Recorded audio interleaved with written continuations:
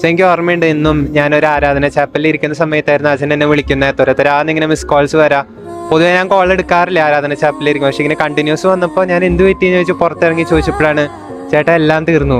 ഞാൻ എന്താ കാര്യം ചോദിക്കുന്നുണ്ട്. അപ്പൊ അങ്ങനെയാണ് ആള് പറയുന്നത്, ആൾക്ക് ക്യാൻസർ ആണെന്നാണ് പറയുന്നത്.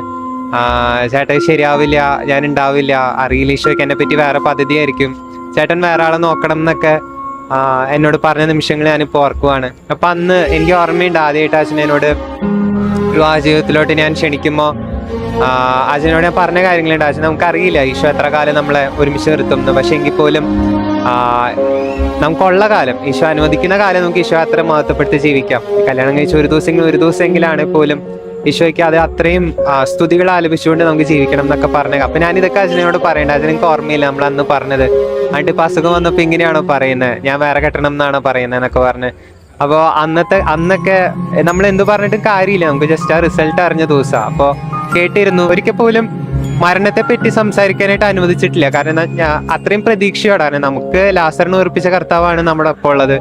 അപ്പോ ക്യാൻസർ അത്രയും ഭീകരത സൃഷ്ടിച്ച സമയമാണെങ്കിൽ പോലും ഡോക്ടേഴ്സ് ആണെങ്കിലും എന്നോട് പറഞ്ഞിരുന്നു, അച്ഛനെ ഇനി 2 കൊല്ലം അല്ലെങ്കിൽ 3 കൊല്ലം ഉണ്ടാവുള്ളൂ, അപ്പൊ നിനക്ക് വേണമെങ്കിൽ നീ വേറെ ആളെ നോക്ക് എന്ന് എന്നോടാണ് ഡോക്ടേഴ്സ് പറഞ്ഞത്. അതായത് ഇവരുടെ വീട്ടിൽ തന്നെ അറിയിക്കുന്നതിന് മുൻപ് തന്നെ ഡോക്ടേഴ്സ് എന്നെ പേഴ്സണലി വിളിച്ച് അറിയിച്ചായിരുന്നു. അപ്പോഴാണ് ഞാൻ ഡോക്ടറോട് പറഞ്ഞ സംഭവമുണ്ട്, ഡോക്ടറിന് ചെയ്യാവുന്നൊക്കെ ഡോക്ടർ ചെയ്തു, ശരി ഞങ്ങൾ പ്രാർത്ഥിച്ചോളാം, കുഴപ്പമില്ല. അങ്ങനെയാണ് അവള് റേഡിയേഷനിലോട്ടും അവസാനത്തെ ഒരു 2 കൊല്ലം നീങ്ങുന്നത്.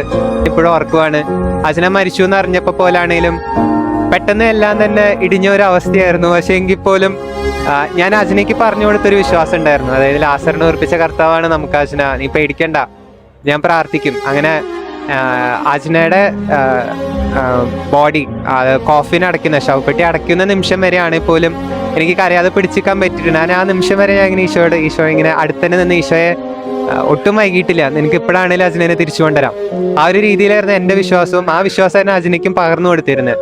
എങ്കിൽ പോലും ഞാൻ പറയുകയാണെങ്കിൽ ആ ഒരു ദിവസം അല്പം വിഷമം ഉണ്ടായാൽ പോലും തിരിച്ച് ഞാൻ വീട്ടിലോട്ടുള്ള എൻ്റെ യാത്രയിൽ ഈശോ പെട്ടെന്ന് തന്നെ ഓർമ്മിപ്പിക്കുക, എടാ നീ ഇന്ന് വിശുദ്ധ കുർബാന സ്വീകരിച്ചിട്ടില്ല. അപ്പോൾ പോണ വഴി, തൃശ്ശൂരാണ് വീട്, എറണാകുളത്ത് നിന്ന് പോണ വഴിക്കാണെങ്കിൽ പോലും അന്നാണെങ്കിലും എനിക്ക് അത്ര അതിശയം തോന്നുക. ഞാൻ ശരിക്കും ഈശോയെ അത്രയും ഈശോയോട് ദേഷ്യപ്പെടേണ്ട ദിവസമാണ്, അല്ലെങ്കിൽ ഈശോയെ നിനക്ക് കരുണയില്ല, നിനക്ക് സ്നേഹമില്ല എന്ന് പറയേണ്ട ദിവസമാണ്. പക്ഷെ എങ്കിൽ പോലും അന്നാണെങ്കിലും ഈശോ എന്നെ ഈശോയുടെ ആ ഒരു സ്നേഹം അനുഭവിക്കാനായിട്ട് പരിശുദ്ധ കുർബാനയിലോട്ട് വിളിക്കുക. ജീവിതത്തിൽ ഇത്രമേൽ കരഞ്ഞ അല്ലെങ്കിൽ ഇത്രമേൽ അർത്ഥം ഉൾക്കൊണ്ട് ഞാൻ കൂടിയൊരു പരിശുദ്ധ കുർബാനയില്ല.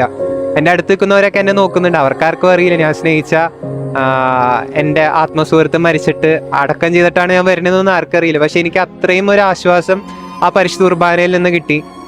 ഇന്ന് ഇപ്പോൾ ദൈവവിളി സ്വീകരിച്ച് വൈദിക വൃത്തിയിലാണ്. അച്ഛനെ സ്നേഹിച്ച, അല്ലെങ്കിൽ ഞാനും നമ്മളെല്ലാവരും സ്നേഹിച്ച അതേ ഈശോയെ, ആ വെറും ഒരു അപ്പത്തെ ഈശോയുടെ ശരീരമാക്കി മാറ്റാനായിട്ട് ഈശോനെ വിളിച്ചു. അപ്പോൾ ആ ഒരു വൈദിക പരിശീലനത്തിലാണ്